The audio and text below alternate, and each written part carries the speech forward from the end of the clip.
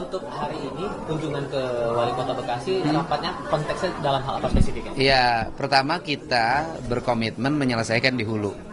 Dan di hulu saya dengan Bupati Bogor sudah memiliki progres yang sudah dilakukan dan akan terus dilakukan. Karena ini kan kita ini jangan suka menyelesaikan masalah musiman. Ketika musim banjir hanya beberapa kegiatan kita buat, setelah reda kita hilang lagi. Saya mau konsisten menyelesaikan. Puncak itu menjadi kawasan hutan kembali, kawasan perkebunan yang memiliki daya serap air yang baik. Yang kedua, kita berkomitmen membenahi seluruh bentang aliran sungai. Karena aliran sungai yang dari Puncak sampai ke Bekasi itu kan di perjalanannya banyak sekali hambatan. Ada pembangunan pemukiman, pembangunan kawasan, dan kemudian sisa-sisa kerukan tanahnya lari ke sungai. Kan itu harus dibenahin. Kemudian yang ketiga, sekarang di sini, ketika di sini saya menemukan dua hal yang mesti dilakukan menurut saya. Satu, normalisasi sungai melalui pengerukan dan pelebaran. Yang kedua, daripada relokasi warga, itu memerlukan waktu lagi. Nanti kalau musim kemarau nggak mau lagi relokasi. Apalagi misalnya banjir ini 5 tahunan. Maka saya menawarkan konsep rumah panggung seperti di Kerawang. Dan tadi saya sudah menyepakati ada 1.000 rumah dalam hitungan saya yang akan diperbaiki. Dan Pemprov menyiapkan 40 miliar untuk pembangunan rumah panggung. Dan selanjutnya Pak Wali Kota, silakan. Ya. Jadi memang harus ada satu penyelesaian secara sistemik apa yang sudah disampaikan Pak Menko, ya, PMK dan Menko Kim Praswil.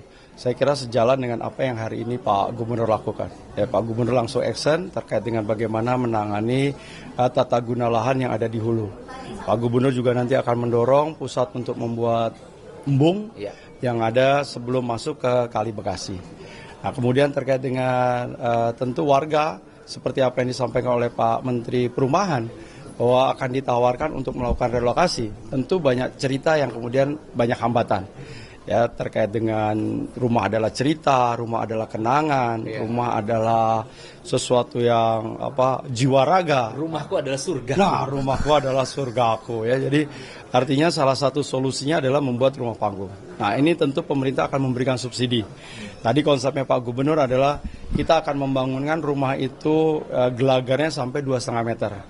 Sehingga nanti dengan anggaran yang ada 40 juta per rumah dari provinsi, nanti 30 juta rumah dari Kota Bekasi, dan kemarin dari Kepala BNPB juga menyatakan bagi yang rumah dalam kondisi rusak berat dan kemudian direlokasi berat itu juga mendapatkan 60 juta. Jadi nanti warga akan disiapkan anggaran minimal 130 juta. 130 juta. Nah, nanti 130 juta sampai mana? Tetapi yang jelas mereka gelagarnya adalah setinggi 2,5 meter. Aman itu sudah. Sehingga dengan ketinggian 2,5 meter, air sudah tidak lagi, warga menjadi aman. Alat-alat rumah tangga yang hari ini jebol, rusak, nggak bisa dipakai lagi, kalau berada di lantai 2,5, mereka akan lebih sejahtera. Dan tidak terjadi itu tadi, orang miskin yang baru, kemudian bertambah lagi mungkin nanti ada orang miskin ekstrim hanya karena kemudian setiap 5 tahun harus mengalami banjir. Yang belum lagi itu tadi, rasa ketakutan, kecemasan, itu saya kira sesuatu yang tidak bisa dibayar. Itu mulai kapan programnya itu? Bisa minggu depan. Ada prosedur khusus nggak yang harus dilakukan warga-warga korban ini? Iya, itu semuanya kewenangan wali kota ya secara teknis. Kalau pemerintah provinsi adalah menyiapkan bantuan dan kita ingin bersama-sama merancang gambar agar rumah itu menjadi rumah yang menarik, bukan rumah yang berantakan, rumah yang tertata, yang memiliki desain arsitektur yang memikat orang melihatnya dan nyaman bagi yang meninggalnya. Dan yang paling utama rumah panggung itu untuk di daerah bantaran sungai, kemudian di daerah yang sering banjir, itu juga membebaskan dari serangan binatang berbahaya. Jadi prioritasnya di Jati Asih yang menjadi... Ya, prioritas di PGP. Ya, nanti kita lihat PGP, target kita adalah 1.000 rumah. Tentu nanti aparatur yang akan kemudian mendata mana yang kemudian prioritas. Karena di beberapa lokasi kan juga sudah ada yang lantai 2, ada yang lantai 3. Nah, nanti mungkin kita sesuaikan dengan prioritas terkait dengan kebutuhan yang ada di lapangan. Untuk pengerukan sungai gimana? Pengerukan sungai bisa. Ini kita nanti diskusi, kita lihat secara teknis. Ya bisa minggu depan kita bisa mulai. Pengerukan sungai itu kan tinggal ngerahin alat berat aja. Nanti kita koordinasikan semua. Ini kan bencana ya. Bencana ya harus kita mengambil tindakan-tindakan yang nyata, terukur dan cepat. Ya. Ditambah lagi kan ini kan baru ada nih bencana di Sukabumi juga nih bencana. Oh iya, Sukabumi sudah kedua kali nih, dan kita juga concern untuk menyelesaikan seluruh bencana ini kita tangani dengan baik, dan yang paling utama bahwa tanggal 10, kalau saya ngitungnya tanggal 10 sampai tanggal 20 itu pemerintah provinsi akan bekerja sama dengan BMKG untuk melakukan modifikasi air hujan, cuaca. Penanganan kesehatan pasca banjir gimana Pak? Ya itu kita seluruh tenaga medis itu kan hari ini sudah tersedia, bukan hal yang terlalu sulit. Ya. Masalah yang di Sukabumi itu sama juga menurut Anda masalah tata kelola wilayah juga? Ya sama, Sukabumi juga kan hancur-hancuran, penambangan, kemudian perubahan ekosistem, perubahan tata guna tanah, semua daerah problemnya itu.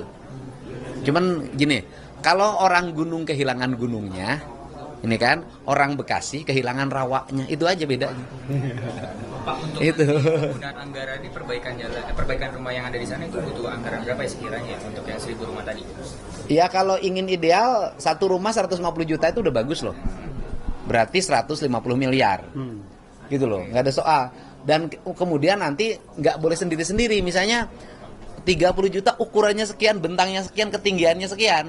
Nah, biar rapi dan tertata. Jangan kalah sama kampung adat. Kampung adat juga kemudian diadopsi menjadi rumah-rumah yang mewah tuh, yang dikembangkan oleh para pengembang, kan bagus-bagus tertata. Nah, kita saatnya hari ini menata perkampungan-perkampungan kumuh menjadi pengampungan yang tertata.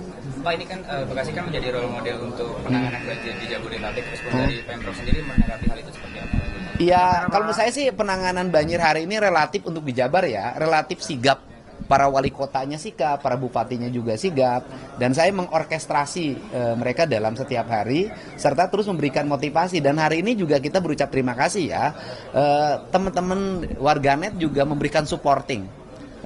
Banjir hari ini mereka semuanya menyadari bahwa ini kesalahan tata kelola, tidak saling menyalahkan satu sama lain, dan saatnya kita mengevaluasi. Awalnya distribusi bantuan gimana Pak nanti sistemnya? Apa nih yang distribusi apa nih? Bantuan logistik. Oh, logistik. Kalau sekarang kan hari ini hampir sudah tidak ada kendala ya, karena semua logistik itu memang melalui satu pintunya ada di BPBD Kota Bekasi. Tapi setiap waktu kita motivasi untuk para camat, para lurah untuk kemudian menyiapkan diri karena ini masanya tanggap darurat. Yang penting warga masyarakat tidak ada yang kemudian hari ini kekurangan terkait dengan makanan. Pastikan betul, termasuk tadi kesehatan. Ya, kesehatan malah sekarang itu kita sudah mulai masuk ke ruang-ruang publik mereka. Ya, kalau PGP kemarin hanya di BPBD, sekarang sudah masuk ke tingkat RW 10. Kemudian jika kalau ada warga masyarakat yang memang sudah waktunya untuk hemodilisa, cuci darah, posko yang ada juga siap untuk mengantarkan. Jadi saya kira hari ini proses itu sudah sangat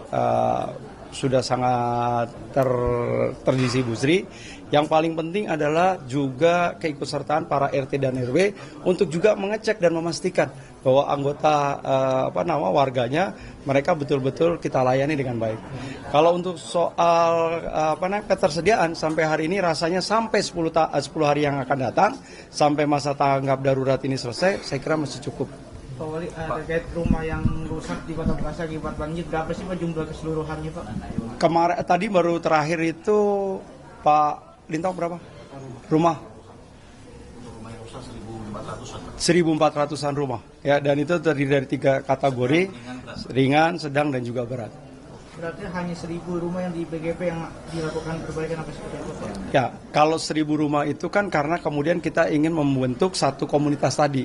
Ya, jadi tadinya mungkin nggak harus 1.000, tapi kita coba supaya PGP ini menjadi model di bagaimana membangun perumahan yang berada di sisi kali bantaran sungai. Pak Gu, terakhir Pak Gu, soal waduk, Pak Ya. ada rencana untuk pembuatan waduk nggak sih? Ya gini, yang pertama saya hari ini harus menyampaikan ucapan terima kasih ya pada seluruh warga yang hari ini tetap bersabar ketika menghadapi musibah, dan saya ucapkan terima kasih pada seluruh relawan yang membantu berbagai kegiatan musibah ini sehingga para orang yang mendapat musibah mengalami keringanan.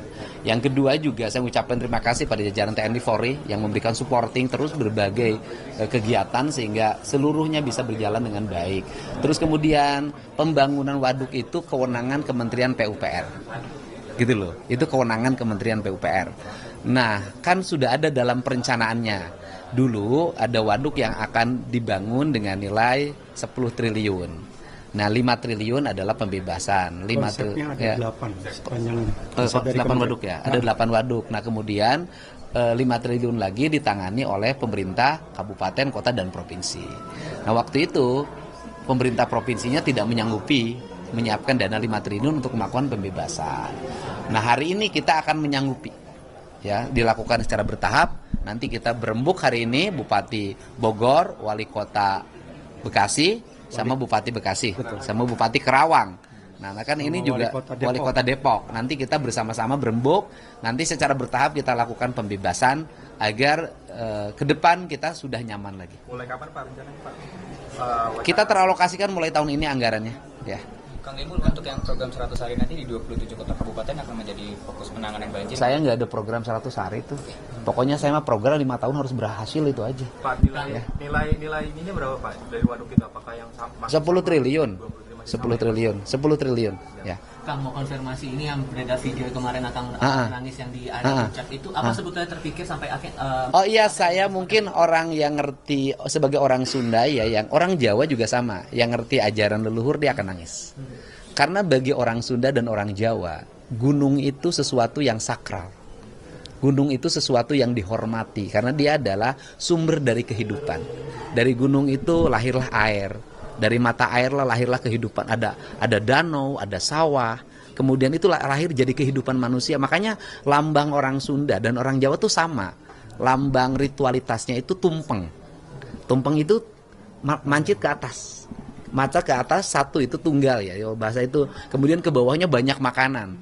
Dari titik yang satu di gunung itu melahirkan bagaimana proses ekologi yang melahirkan produksi. Nah, jadi saya ini termasuk orang yang begitu menghormati gunung. Begitu menghormati gunung, sehingga ketika gunung itu orang seenaknya demi kepentingan komersial membelah hutannya hanya untuk kesenangan dan duit. Saya nangis, Pak. Kenapa? Bagi saya sebagai orang Sunda, saya merasa martabat saya direndahkan. Dengan janji untuk melakukan tata kelola kembali masalah area-area yang tadi disinyalir menjadi imbas dari banjir yang muncul di daerah Jawa Barat, bakal makan waktu berapa lama untuk Saya bukan janji loh. Ketika visi misi saya itu udah jelas. Yang pertama saya lakukan adalah perubahan tata ruang. Dan hari Selasa, para bupati wali kota akan berkumpul di Depok dengan Menteri ATR BPN untuk bersama-sama melakukan tata ruang seprovinsi Jawa Barat. Bakal makan waktu berapa lama kira-kira untuk memperbaiki? Tata ruang itu perlu waktu, analisisnya agak panjang karena itu aspek akademik normatif ya. Ya mungkin setahun itu tata ruang itu baru bisa diketok. Apalagi tata ruangnya kan sudah disahkan, sekarang itu masuknya evaluasi. Evaluasi tata ruang gitu loh. Tetapi ya menuju evaluasi tata ruang tersebut, sekarang pembangunan akan diarahkan pada upaya menghijaukan kembali Jawa Barat. Jadi kata bahasa Sunda saya adalah leuweung hejo rakyat ngejo. Dah ya, cukup. Terakhir, pembangunan polder di kawasan PGP apakah jadi nanti? Polder PGP. Kalau kan polder tidak, ya.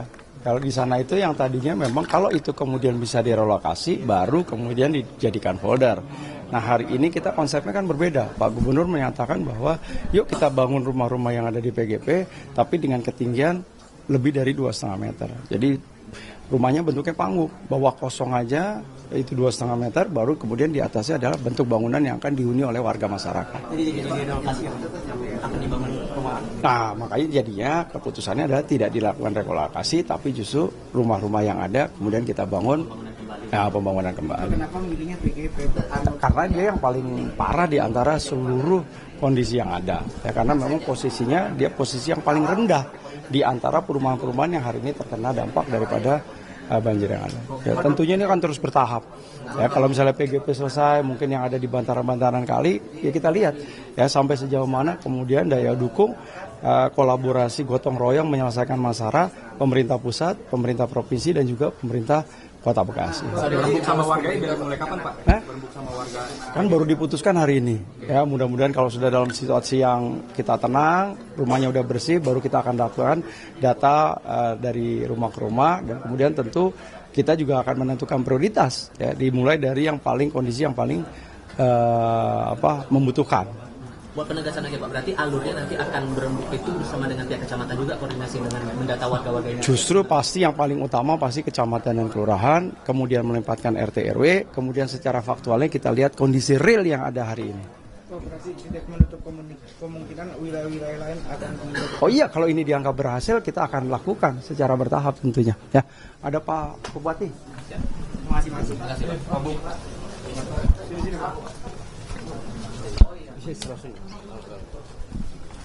Oh aduh Pak Bupati udah pakai putih nih. Celananya bagus banget. Belinya yang gini di mana? Muda. Ini celana ini di mana? Ini celana ini. Beli di Pasar Serah. Pak Wali nggak punya celana beginian. Pak Bupati Bekasi mau ditanya. Boleh Pak. Nanti wawancara. Wawancara dong, ayo. Pak Bupati. Pak Bupati gimana Pak melihat situasi banjir saat ini khususnya di Kabupaten Bekasi? Saya melihatnya ya artinya semua harus cepat tanggap. Kemarin saya baru menyelesaikan menaikkan status tanggap darurat sehingga semua bergerak, camat bergerak, TNI Polri juga bergerak. Kita penganggarannya ada untuk membantu masyarakat yang terkena banjir. Wilayah prioritas yang untuk Kita ada 23 kecamatan yang tidak terdampak kena banjir itu ada 7 kecamatan. yang paling terparah kemarin gimana? Yang paling parah di Cikarang Timur, Cikarang Utara, juga di Tambun Utara. Pak, warga yang terdampak berapa Pak? Berapa banyak jumlahnya? 60.000 warga yang terdampak. Untuk kondisi saat ini Pak udah surut? Sudah surut, tapi kita sudah mendirikan beberapa dapur umum, yaitu terdiri dari dapur mandiri, dapur yang dibuat pemerintah, BPBD juga, terus ada relawan-relawan aktivis kegiatan lingkungan. Pak, ada yang dikabarkan meninggal nggak sih Pak? Meninggal nggak ada, cuman kemarin sih infonya ada yang kesetrum, jadi bukan kena banjir. Pak, ada upaya mungkin salah satunya relokasi ke perumahan di pinggiran sungai atau bagaimana Pak untuk ke depan? Ya karena memang banjir ini di Kabupaten Bekasi saya lihat karena tata ruangnya. Jadi yang harusnya tadi lahan pertanian, lahan perhutanan itu dibangun saja. Mungkin nanti ke depan kita lebih memprioritaskan analisis dampak lingkungan untuk membangun di Kabupaten Bekasi. Pak, rumah yang terdampak berapa banyak Pak? Rumah yang terdampak itu ada sekitar 40.000. Kalau bantuan logistik sendiri gimana Pak? Sudah sekarang jalan terus. BPBD juga 24 jam on time dan pasukan-pasukan kita juga yang dari partai, yang dari masyarakat, relawan. Penanganan kesehatan pasca banjir untuk para yang rentan dengan Kita juga ada klinik, posko klinik di setiap kecamatan ada. Ada. Terima kasih Pak. Ya, cukup, terima kasih. Terima kasih. Bupati ganteng kaya lagi. Bupati ganteng kaya. Ini berapa rumah? Ini kita tadi kalau di sini saya dianggap saya terbuka aja, saya dianggap 40 miliar untuk pembangunan rumah panggung di provinsi. Bekasi berapa yang rumahnya ini? Yang kita daripada relokasi nanti banjir lagi, udah aja kita bikin rumah panggung aja biar kalau banjir pun mereka tenang. Siap. Iya kan? Yang dipilih-pilih Cuman kan masalahnya orang yang gedong itu rumahnya yang udah kena banjir diganti panggung. mau bukan yang warga-warga yang mau melakukan perubahan. Kalau yang nggak mau jangan dipaksa. Oh iya siap. Yang orang-orang. Tapi ada program juga Pak. Iya, program Bekasi, orang-orang Bekasi asli. Biasanya rumahnya jelek-jelek Pak. Iya. Gitu. Masih panggung. Apa orang Bekasi udah kaya semua Pak? Kaya semua. Siap. Daerah mana? Saya harus nentuin wilayahnya. Dari 23 kecamatan itu yang tidak terkena banjir ada 7 kecamatan. Yang parah banjir yang itu Tambun Utara. Tambun Utara. Yang masyarakatnya mau kayak di Kerawang, oke Pak, udah rumahnya bikin panggung Mungkin aja. yang masyarakatnya masih ada budidaya ke kampung-kampungan itu ada Cikarang Timur, Cikarang Pusat, itu pun sebagian. Cuman banyaknya sudah pulang sih.